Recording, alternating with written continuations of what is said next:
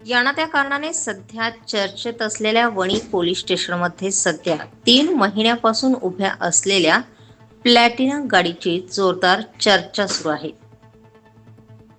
वणी पोलिसांनी पकडलेली MH-15 JV1659 Platina गाडी चोरीची असून गेल्या 3 महिन्यापासून ही गाडी वणी पोलीस स्टेशनला उभी आहे.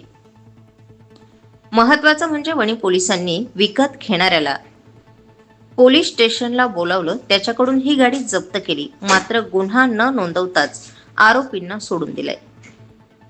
मग आता ही चोरीची गाडी नेमकी कुणाच्या नावावर टाकण्यासाठी गुन्हा बाकी ठेवलाय असा प्रश्न वणीकरांनी उपस्थित केलाय.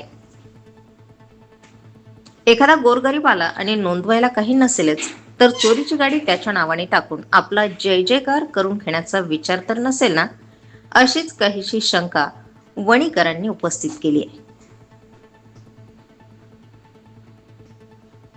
महत्वाचं म्हणजे याच नंबरची दुसरी गाडी निफाड हद्दीत वावरत असल्याचीही चर्चा आहे.